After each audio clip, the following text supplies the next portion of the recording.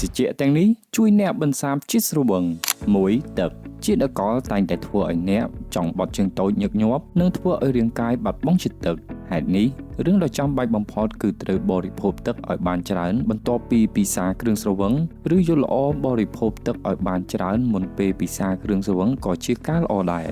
2ភេសជ្ជៈបើកម្លាំងឬទឹកដូងវាមានសមត្ថភាពជួយបន្សាបជាតិស្រវឹងនិងផ្ដល់ជាតិក្លូកូសទៅក្នុងឈាមដែលធ្វើឲ្យអ្នកមានអារម្មណ៍ស្រស់ថ្លានិងមានកម្លាំង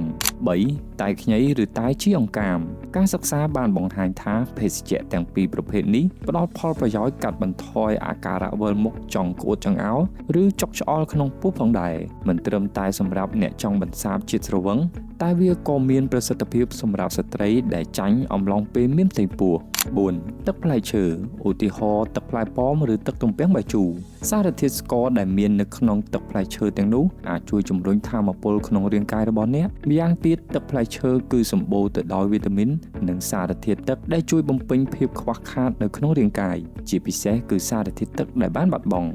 5ភេសជ្ជៈដែលមានជាតិជូរវាជាការពិតណាស់ដែលរបស់ដែលមានជាតិជូរពិតជាធ្វើឲ្យអ្នកឆាប់ស្វាងពីអាការៈស្រវឹងអ្នកអាចសាកល្បងទទួលទានទឹកក្រូចឬទឹកក្រូចឆ្មាជាដើមហើយវាកាន់តែពិសេសទៅទៀតបើអ្នកបានបន្ថែមអំបិលចូលទៅក្នុងនោះបន្តិចព្រោះសារធាតុអេឡិចត្រូលីតនិងសូដ្យូមដែលមាននៅក្នុងភេសជ្ជៈនេះនឹងជួយបង្កើនជាតិទឹកនិងថាមពលក្នុងខ្លួនរបស់អ្នក